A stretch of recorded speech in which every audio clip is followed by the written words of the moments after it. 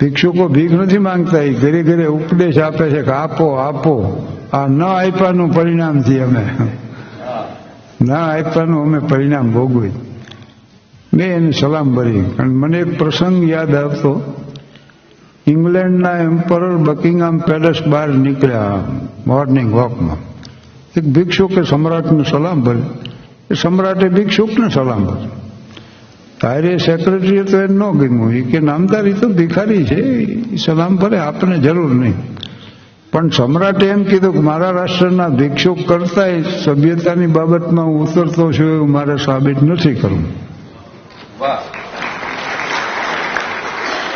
આ પ્રસંગ યાદ આવ્યો એટલે મેં એને સલામ કર્યો. મને કે સાહેબ એક અડધી ચા પાવો. ધડ દઈને ઓર્ડર આપ્યો. એ વિવેકી હતો. મને તમે યારે પીવો ને મારા હાટું ઓર્ડર આપ્યો. એમાં એક જણો ગાંઠિયા ગરમા ગરમ બનાવતો. એ ભિક્ષુકને કીધું એમ કરો અરે નાસ્તોય કરો. ત્યાં તેની આંખમાં જળજળી આવી ગયા કે માનવતા મરી નથી પરવારી. આવા દાતા હજી છે દુનિયામાં. અને મને થયું કે કહા લંકાપતિ લે ગયો, કહા કરણ ગયો ખોઈ, જસ જીવન અપ જસ મરણ કર દેખો સબ કોઈ. 100 ગ્રામ ગાંઠિયાનો ઓર્ડર આપ્યો. 50 ગ્રામ ભિક્ષુકને લીધા, 50 ગ્રામ મને દીધા. અમે બેય ગાંઠિયા ખાધા, ચા પીધી. પછી મુશ્કેલી શરૂ થઈ. કારણ કે જભાના 2 ખિસ્સા તપાય છે, 1 પૈસો ન નીકળ્યો. મને એમ થયું લેંઘાના ખિસ્સામાં નોટબોટ કોક પડી હોય તો વળી કામ આવે. એમાંય કાંઈ મારા પાસે 1 પણ પૈસો નહોતો. અને ગુરુકુળ તરફથી ચા પાણી નાસ્તો બધું મળે મને જમવાનું, અને વાહને મૂકી જાય. મારે બહાર કોઈ ખર્ચ કરવાનું નહોતું ને આકસ્મિક થઈ ગયું એમ ધાર્યા બહાર. પણ મને ચિંતાનો ભાર ન રહ્યો. મને એમ થયું હાલો કોક ઓળખીતા અહીંથી નીકળે ને તો આપણી આબરૂ રહી જાય. પણ તમે જોજો પાસે ટિકિટ હોય ત્યારે ટીટી નથી આવતા. અને ખરેખરી ભૂખ લાગી હોય ને તે સામે આમંત્રણ નથી હોતા. ઈજન જઈને વિસરી ગયા અમને અમારા સૌ. લ્યો હાથમાં ને હાથમાં પાટળ સુકાઈ ગયા. આ તો ડોક્ટર બંધ કરાવે ને, હાઈ પ્રોટીન બંધ, તળેલું બંધ, મિષ્ટાન બંધ, આઈસ્ક્રીમ બંધ, આવું બધું બંધ કરાવે. ટીડી એક દીમાં 2 આમંત્રણ હોય. અને જેટલું બંધ કરાવ્યું એટલું સામે ને સામે હોય. કારણ કે આ તો જિંદગી છે. સાજ આવ્યું હાથમાં ત્યાં સુર સૌ ખૂટી ગયા. સાકીએ લીધી સુરાઈ જામ સૌ ફૂટી ગયા. જિંદગીભર જેના માટે જોરતા બેઠા અમર, એ પધાર્યા એ જ વેળા પ્રાણ પણ છૂટી ગયા. એટલે માણસ જીવનમાં પહેલા સંપત્તિ મેળવવા માટે સ્વાસ્થ્યનો ભોગ આપે, પછી સ્વાસ્થ્ય પાછું મેળવવા હાટું સંપત્તિનો ભોગ આપે. અને જીવનના અંતે નથી સ્વાસ્થ્ય હોતું, નથી સંપત્તિ હોતી.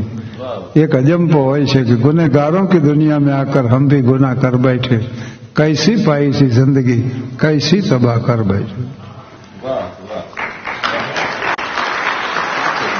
કોઈ ઓળખીતું અહીંયાથી નીકળ્યું નહીં.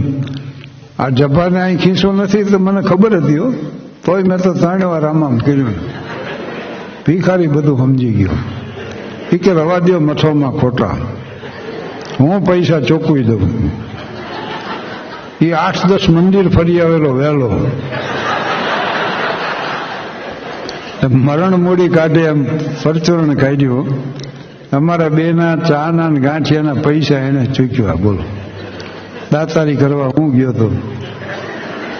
પણ મને બહુ દુઃખ થયું. મેં કીધું ભિક્ષુક આપણા પૈસા ચૂકવે. તરત રિક્ષા ઊભી રાખે. એને કીધું બેસી જાઓ મારી હારે. ગુરુકુળમાં જ ઉતર્યો છું. તમે જે કંઈ ખર્ચ કર્યો ને એ બધું હું તમને સુપ્રત કરીશ. અને ઉપરથી કીધું 10 રૂપિયા આપીશ. પણ એ વિચાર કરીને મને કે ચામાં ને ગાંઠિયામાં પાડ્યો, હવે રિક્ષામાં રવા દો.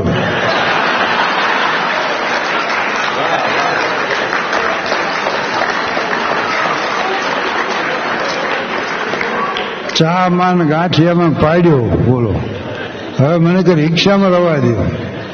મેં કીધું ભલામણા થોડોક તો વિશ્વાસ હોય.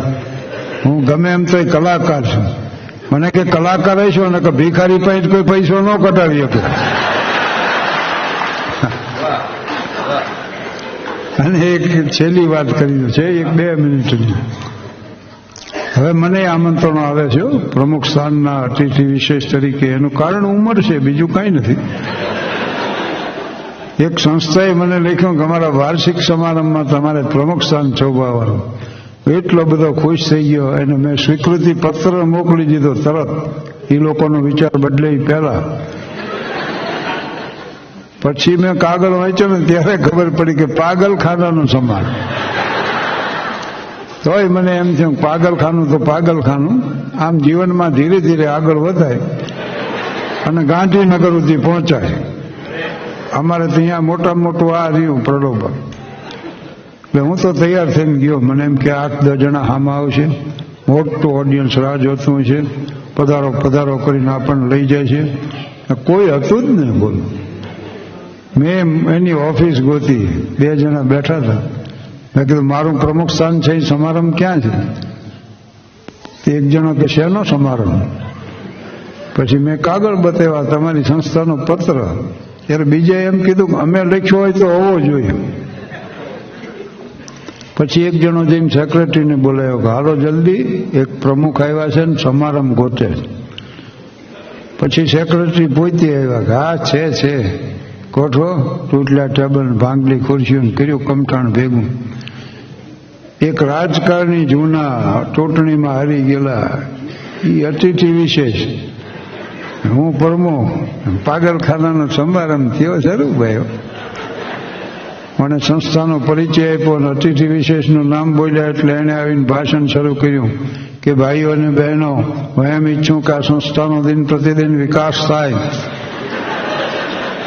એની સંખ્યા ઉત્તરોત્તર વધે, એ નાનકડા બીજમાંથી મોટો વટવૃક્ષ બને ને આખા ગામને એની છાયામાં સમાવી લે. મને નવાઈ લાગી કે આની સંખ્યા વધારીને શું કરશે. મેં કીધું ભાઈ મારે શું કરવાનું એ કહો. તો કે એક પાગલને મુક્તિપત્ર આપવાનું છે, એનું વિતરણ તમારા ભરત હસ્તે કરવાનું. એણે મુક્તિપત્ર મને આપ્યું. મેં હસતું મોઢું રાખીને પાગલને આપ્યું. હમણાં અમને આપ્યા ને આ બધા મોમેન્ટો.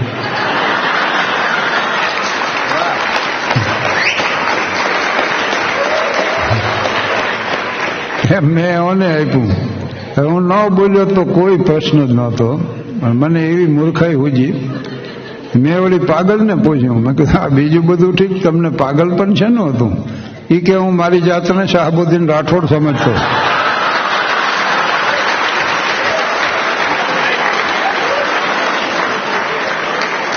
મેં કીધેલા શાહબુદ્દીન રાઠોડ હું છું?